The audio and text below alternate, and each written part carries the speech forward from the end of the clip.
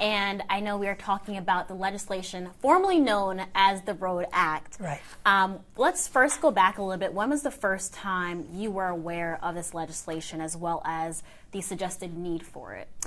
The legislation, the end of April 30th, we got notification that the Attorney General was developing legislation and wanted to have a part of the new requirements housed at the Office of the D.C. Auditor. And that was well before the bill was introduced. I mean, when you saw that before it was even introduced, what was your first thought, being that you're the head of the auditor's office?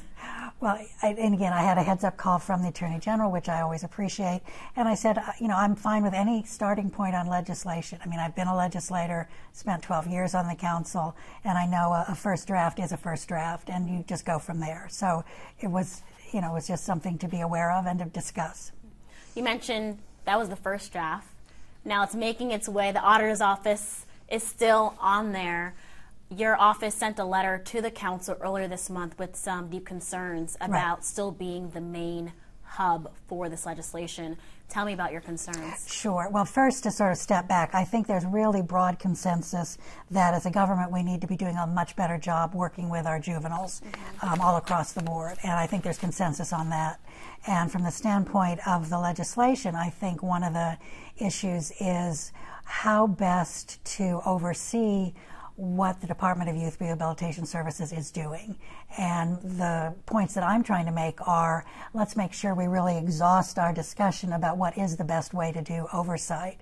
I know from my time as a legislator that wanting change is one thing, legislating change is something else, and actually securing change is really different.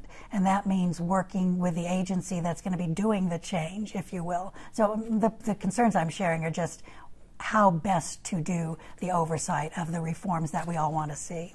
As someone who is familiar with multiple ends of holding people and agencies accountable, what do you feel right now, on top of mind, is the best way to do that? I think each part of this process has a responsibility.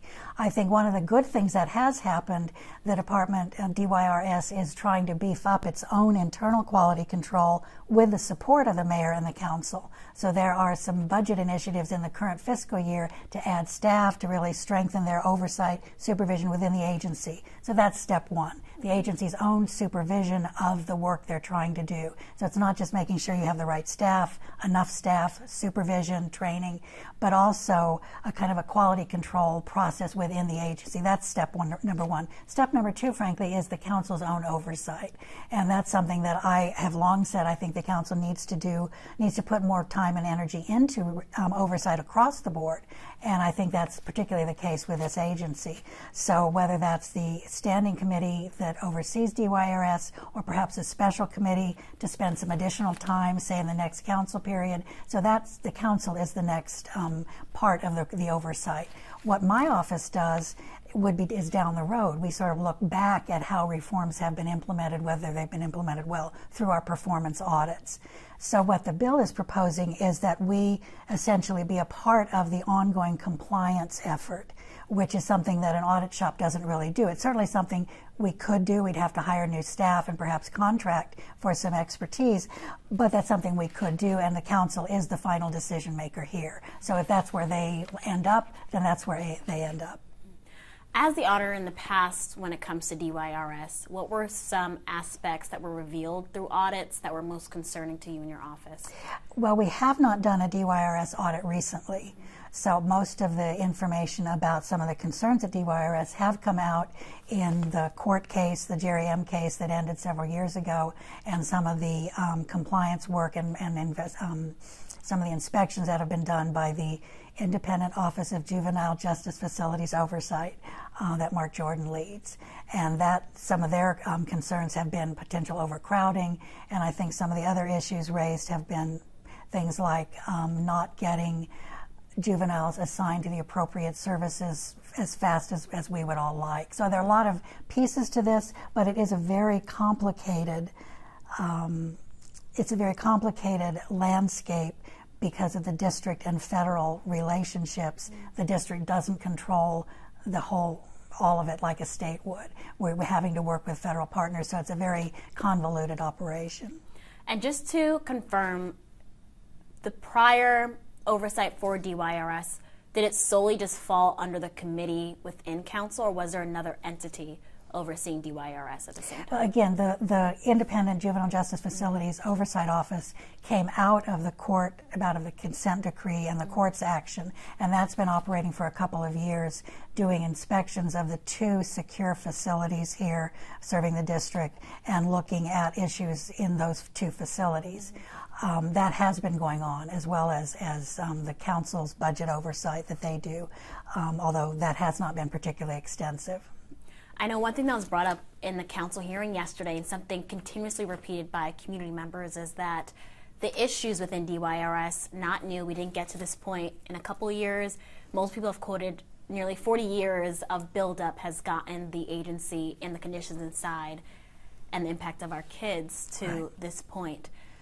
What concerns you the most about so many people, entities, and agencies being aware of these issues for so long? I think it's a good thing that folks are aware of the issues and have become aware. I think the challenge now is for the various parties to really work together, and by that I mean Mayor Bowser and her team at DYRS, the council, the leadership of the council, the committees, the Attorney General as the law firm, if you will, for DYRS. I think all of these folks need to talk together, but they also need to work with our federal partners. And one of the things that, again, I have not been involved in the conversations, but there have been conversations about a more unified system so we don't have all these various roadblocks in trying to serve young people better, created by the fractured system that we're working with. You mentioned communication between the mayor and the council and the agencies. And sitting in a council hearing yesterday, was very clear all of council is not on the same page with all aspects of this legislation. The mayor is not on the same page with the council about this legislation. Does that bring concern to you, being that right now your office is what is named as, hey, we're going to give it to you to oversee this? A part of it. The legislation right. includes a lot of provisions that affect just DYRS, and the oversight pieces are somewhat separate. But one of the good things that has happened in the last week, again, there was a hearing the end of September, and over the weekend the administration provided some actual edits to the legislation. It's called a red line, so they sort of marked up the bill. It's my hope that the council and the administration will be working together on a consensus bill that everyone can live with. I know, in speaking with some council members, some did agree that it should not fall on your office. Some council members spoke up and said, hey, this is actually council's responsibility, but some also acknowledge that they don't feel council can take it on right now. Is there a current agency that does exist that you feel this may be better suited for? Another agency to take on the oversight piece? Yeah. Not that I'm aware of, but again, one of the things I think we should try to avoid is creating new layers. When something isn't working, we should fix it and make it work, not create a new layer to sort of try to put pressure on or something. I think getting things right the first time is the best approach. But I do think there is room for some optimism about some kind of a collaborative approach here on this legislation. And then the bigger challenge that is also touched on in the legislation of a more unified system to work with our juveniles. You mentioned strengthening the layers that we do have right now versus creating or bringing in another. In the system we do have right now as it relates to this legislation, what is the layer you're referencing that could be strengthened or should Well, be strengthened? I think council oversight could certainly be enhanced, and that's something that I have discussed with individual council members. And I know there's concern on the council's part that individuals feel they may not have the issue expertise, but that's something that can be developed. And one of the things I would just share is that from when I was on the council, 18 years ago, the council staff has grown by about 40%. So there are more resources in terms of folks who could be working on the oversight. So I think that is something that could be strengthened. But again, I think the important point here is the possibility for a consensus approach to trying to address these very important issues. I know in your first letter that you did send to council, the first 2 paragraphs, it stated essentially just a hope or desire from you that they just think a little bit more thoroughly about how this would work within your agency and also the needs of your agency, and also not stretching your agency too far at the same time. What support would your agency need, whether it's staffing as well as financial, to make this work here? What I was asked by the Chief Financial Office to provide what the cost would look like. And because the oversight of facilities and the oversight of individualized case plans are two areas where we do not have expertise, and again, as I say, that's not audit work, we would need to hire probably, in addition to the 2 people currently in the independent facilities office, we would need to hire, I think, 4 more. So I think we came up with an estimate for what that would mean, including people who have familiarity with social services arena, which we're not social scientists here. So we would need some individuals probably who have training, who have MSWs, or whatever we determine it would be the need. But again, this is an area where I have not worked in. I've not worked in compliance work, so we would really need to build out a new division within this office, which is possible. But the points I'm trying to make are what we do, let's make sure it's the best possible approach to take. I know it's extremely early, but right now the rough estimate of the 2 new hires and also the development needed to create. I'm happy to give you a copy of that fiscal impact statement. It was roughly $1 million, something like that. And I know you mentioned it would kind of change the auditor's office from being auditors to compliance. Within the legislation, there are aspects such as within a certain time period, making sure a case manager is assigned, making sure certain programs are assigned. What does your office making sure that DYRS is in compliance look like? Is it requesting reports every week? What does making sure they are compliant entail? Again, the legislation is with regard to my office is specific on facilities inspections and review of the individualized case plans. So those are the 2 things, not some of the deadlines that you mentioned that are also new requirements for the agency. So those are the 2 areas that we would be tasked with looking at. And the language, I think, is sort of routine monitoring of these 2 issues. And some of the challenges here are we have young people in maybe a dozen states. That would speak to having to negotiate some kind of an agreement with each of those states for us to have access to be able to look at those facilities. So that there's just a lot of steps here that would be involved in the kind of compliance work that is envisioned. In looking at the legislation, and you mentioned just knowing obviously the need for our children that are held within the facility, is there anything you feel is missing from the legislation that would lead to some dire improvements that are needed? Well, again, let me emphasize, I am not an expert in juvenile justice. Right. We haven't done a DYRS audit for several years, so I'm really not in a position to speak to what the agency itself needs. Right. And I've been trying to limit my comments with the council to how this would affect my office and other ways to maybe approach oversight. And then I wanted to ask, in terms of your first letter, I know your second letter was sent yesterday. Did you get a response from I know it just happened, just to get a response from yesterday's letter? Just some staff exchanges. Some staff exchanges. Yeah. What has communication been like between yourself, your office, as well as the council in terms of trying to work this out and figure out where it should go? As you may expect, I have a very good working relationship with the council, with the chairman, with the individual members. I've talked with, 3 or 4 of them. We've had exchanges with staff. It's an ongoing conversation. And then is there anything that you feel like has not been touched on? Because I know there was a lot discussed about this at the council hearing Wednesday, in terms of what is needed, as you mentioned, the auditor's role as well. I know you mentioned some things that would be needed to assist the auditor's office to make this successful, but what do you think your office could do well? What would make this the right place, or just in your confidence in your team, what would make this kind of the right place for it? We would need to hire folks with the appropriate expertise. I would need a strong manager to oversee the division within our office. If Mr. Jordan, who's heading up the current facilities office, we're not interested in that, we need to do a major search for that position. So there are a lot of things like that we would need to do.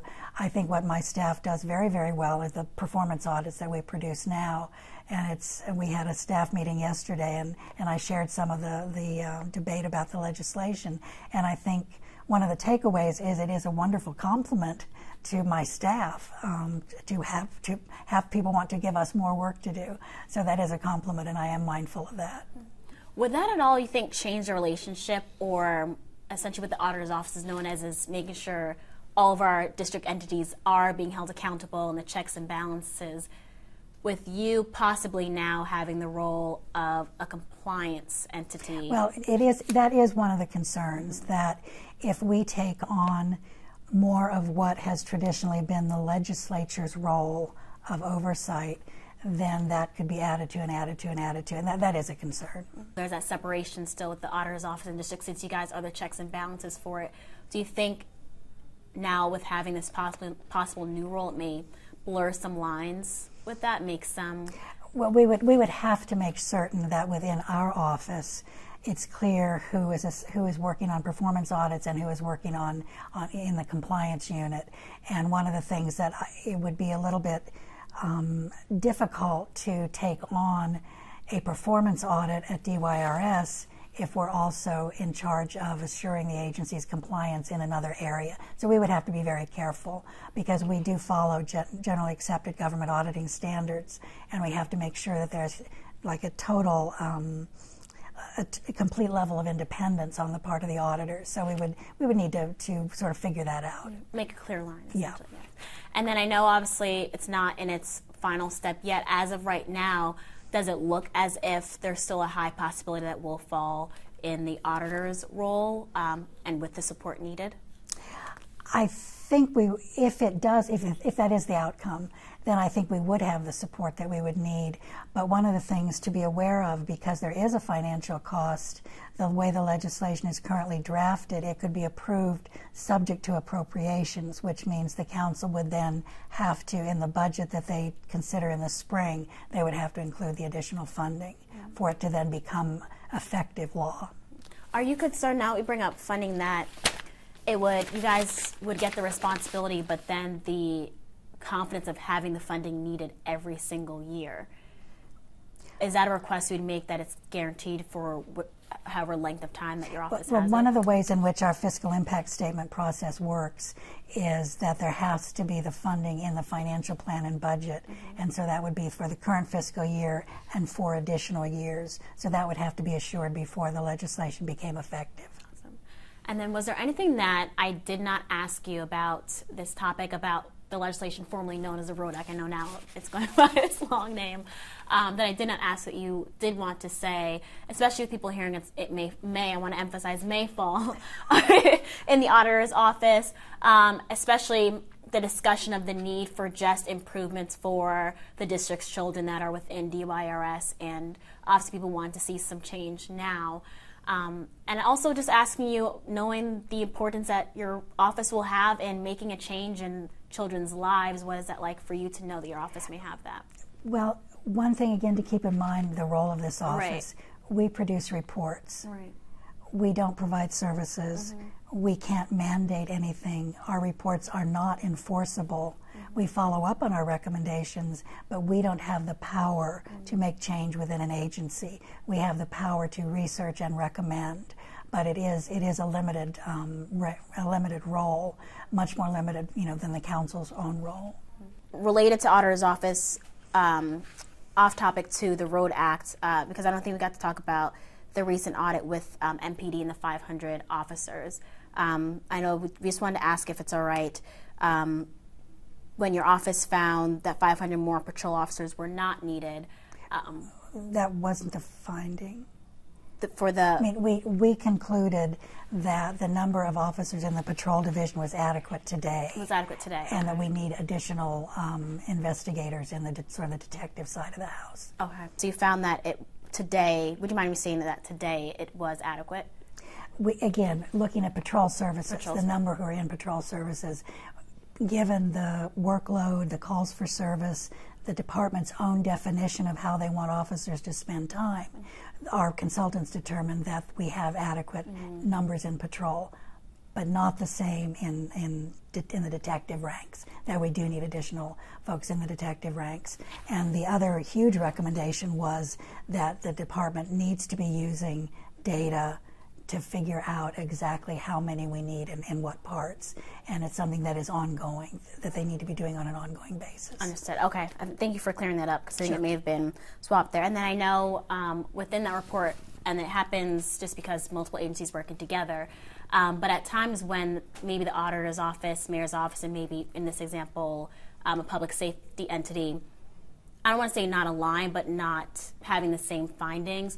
For people in the community, what does that, and to simplify it for people in the community, what does that say when we're seeing different either numbers found or conclusions found from the auditor's office, mayors, and then law enforcement? Well, one of the things I think for community members to hear is that our report on police staffing didn't come up with a number, but we did come up with a strong recommendation that the department needs to do a better job of collecting data, analyzing that data, and to know in fact exactly how many officers they need. So, for example, one of the issues is pulling patrol officers away from their patrol duties to accompany juveniles to the detention facilities. But the department does not have good data on how often, how many officers, how long that takes. So it's sort of a guess as to what that means. And that data is gettable. So one of the things we've said to the department is, you really do need to do a better job of collecting and analyzing the data, and then you can give the community a better sense of what's needed. Is there a way that, whether it's all our agencies, is it a better system that you would suggest, or just more of a detailed collection of data, whether it's doing it more often, just to help all MPD, but also other agencies keep data more accurately? I'm not sure what you mean. You mentioned that you made a suggestion of just keeping more adequate data and more frequent data. Is there a method that you suggest or would suggest that could be recommended to do that? In our report, there are a lot more details about the different responsibilities that officers fulfill, and sort of we make the point that you need to have the data disaggregated to know what each demand is. So yes, we do provide some additional details in the report itself. Gotcha, thank you. I appreciate you for answering that. Thank you so much. Thank you. Okay, sure.